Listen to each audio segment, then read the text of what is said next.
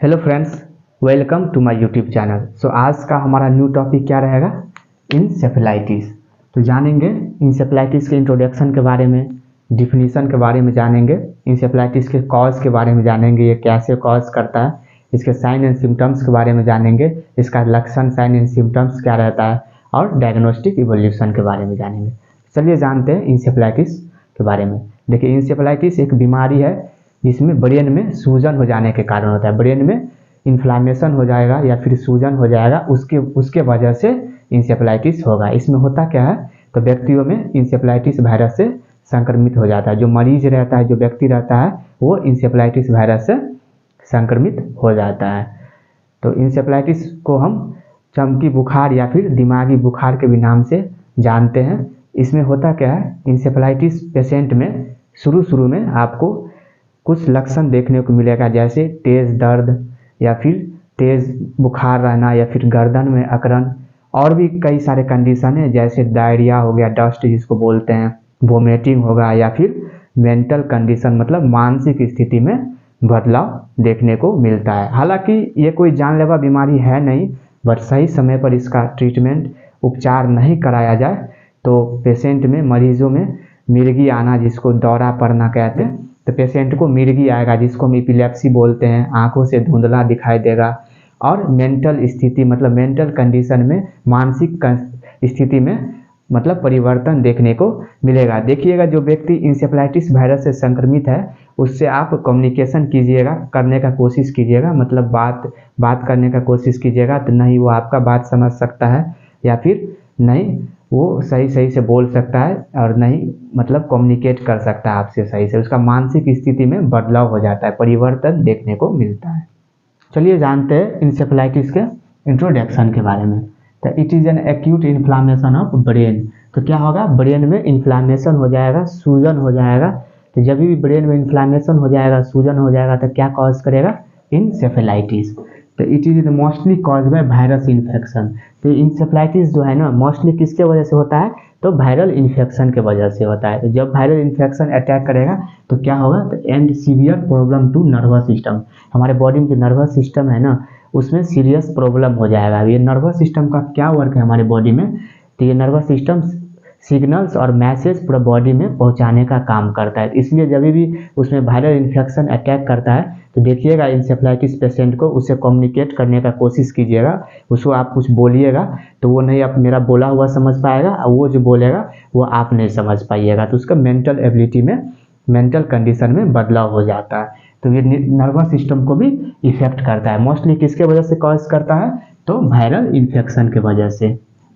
तो देखते हैं डिफिनीशन में, तो बहुत ही सिंपल डिफिनीशन है, inflammation of brain and brain tissue is known as encephalitis. यही होगा, बार बार आ रहा है एक ही चीज, ब्रेन में इन्फ्लामेशन हो जाएगा, ब्रेन टिश्यू में इन्फ्लामेशन हो जाएगा, सूजन हो जाएगा, तो क्या कॉज करेगा, encephalitis. It is known as encephalitis. Encephalitis के कॉज के बारे में, इंसेफेलाइटिस कैसे कॉज करता है, तो it is cause by viral infection. Viral infection के वजह से कॉज करता है, and most common cause of encephalitis. ये वायरल इन्फेक्शन है ना, हम बताए थे इंसेफेलाइटिस का सबसे मोस्ट कॉमन कॉज क्या है, वायरल इन्फेक्शन। सबसे ज़्यादा किससे कॉज करता है, तो वायरल इन्फेक्शन की वजह से। तो कौन कौन सा वायरस की वजह से कॉज करेगा, तो जैसे पोलियो वायरस हो गया, arbo virus, herpes simplex virus, HSV virus, rabies virus जो कि डॉग बाइट करने से होता है, और measles virus etc. It may also occur due to bacterial infection.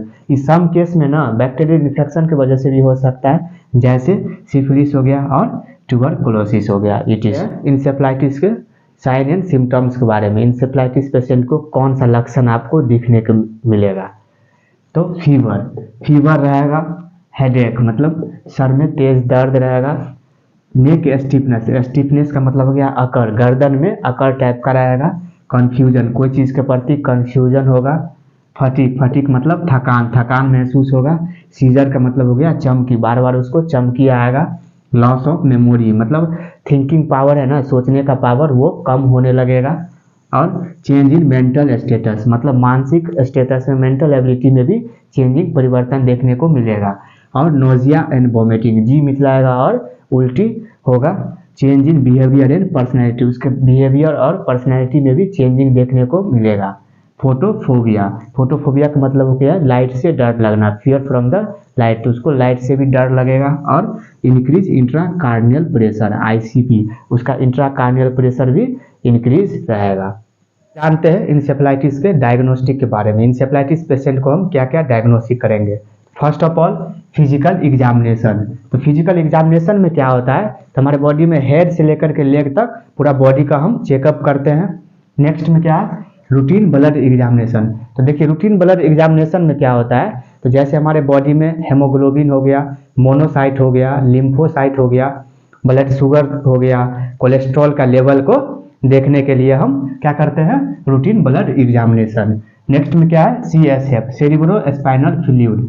देखिए सेरिब्रो स्पाइनल फ्लूइड में क्या होता है, तो हमारे बॉडी में माइक्रो ऑर्गेनिज्म को देखने के लिए करते हैं। ये सेरिब्रो स्पाइनल फ्लूइड है ना, एक फ्लूइड होता है जो कि कैसा होता है, कलरलेस होता है, मतलब रंगहीन होता है, वाटर टाइप का फ्लूइड होता है जो कलरलेस रहता है। तो क्या करते हैं सेरिब्रो स्पाइनल फ्लूइड में, तो हमारे बॉडी में माइक्रो ऑर्गेनिज्म को डिटेक्ट करने के लिए करते हैं। नेक्स्ट क्या है, CT स्कैन। तो CT स्कैन करेंगे और MRI, मैग्नेटिक रिजोनेंस इमेजिंग करते हैं।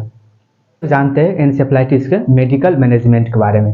एन्सेफ्लाइटिस में हम कौन सा मेडिसिन का यूज करते हैं, उपयोग करते हैं।